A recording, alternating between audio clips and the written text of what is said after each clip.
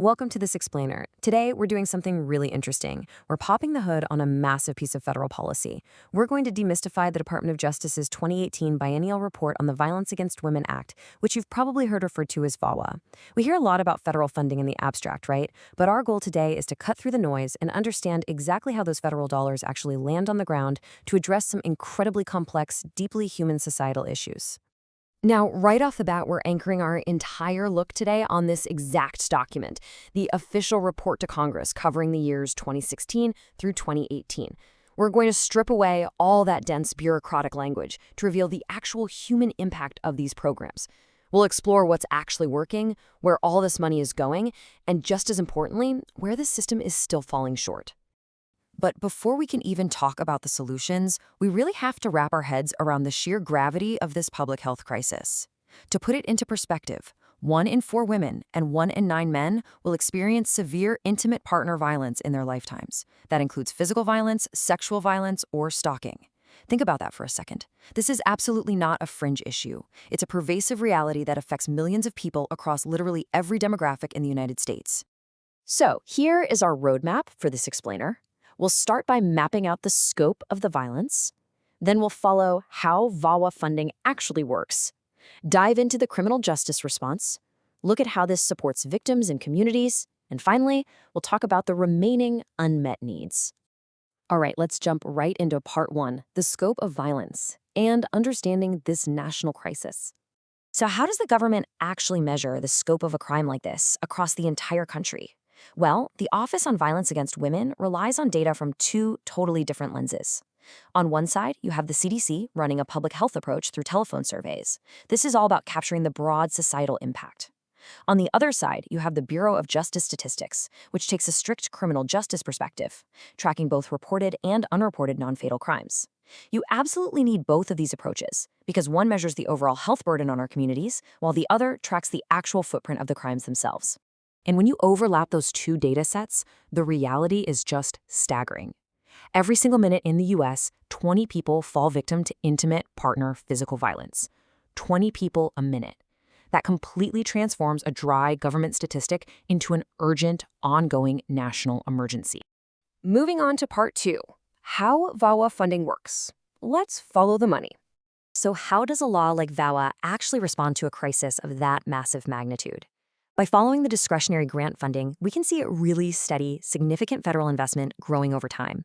It started at $225 million in fiscal year 2015, bumped up to $257 million in 2016, and climbed to nearly $270 million by 2018. This is the funding that powers targeted interventions, allowing the government to award hundreds of distinct grants to states, tribal governments, universities, and local nonprofits. But it's not just about throwing cash at a problem, right? There is a core philosophy guiding these federal dollars, and it's called the Coordinated Community Response, or CCR. What this means in actual practice is making sure that historically disjointed systems, like your local police, the courts, and healthcare providers, no longer operate in isolated silos. The goal is for them to act as a seamless, unified front, sharing info and aligning their policies to keep victims safer. Which brings us to part 3, the criminal justice response and how we get accountability and action. Let's see what that coordinated response looks like on the ground. During this 2-year reporting window, VAWA funding literally put boots on the ground. First off, it directly supported over 48,000 law enforcement arrests. Then, it empowered prosecutors to dispose of nearly 91,000 cases. And finally, it funded the rigorous monitoring of over 226,000 probation activities. It is a full life cycle of accountability, paying for the dedicated officers and prosecutors you need to handle these incredibly complex, sensitive situations. And the tangible impact of providing those specialized resources is wild. Just look at this prosecutor's office in rural Nevada. Before they got the funding to set up a dedicated special victims response team, their conviction rate was sitting at just 15%. With the funding, that rate soared to between 80 and 98%. It was an absolute game changer for accountability in their community. All right, part 4, supporting victims and communities. Let's talk about the human element.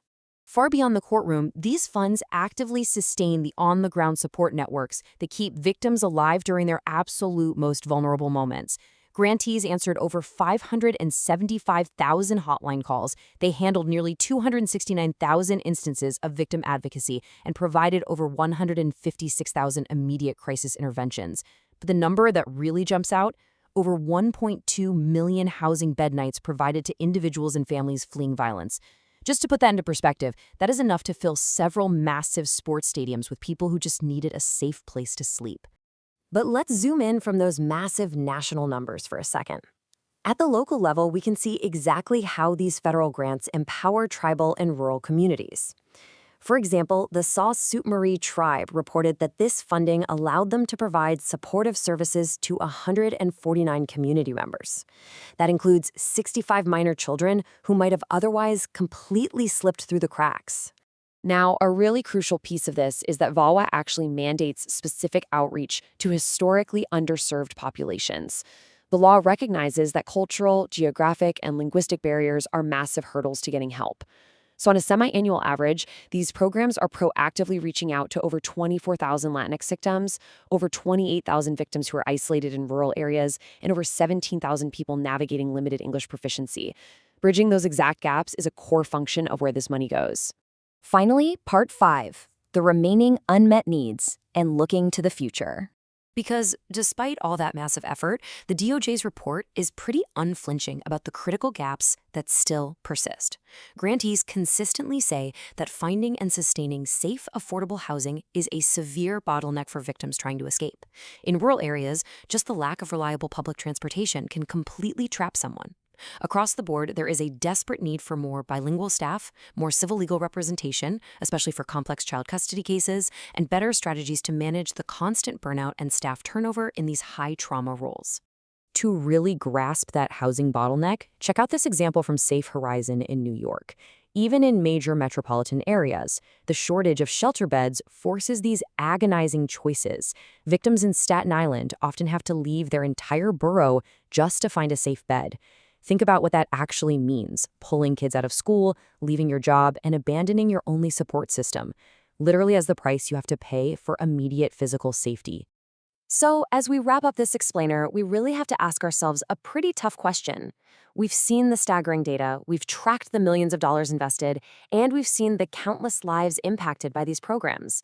But with so many critical bottlenecks still standing in the way, how are our policymakers and communities going to evolve to close these remaining gaps? How do we build a future where safety and justice are truly accessible for everyone? That is the challenge ahead of us.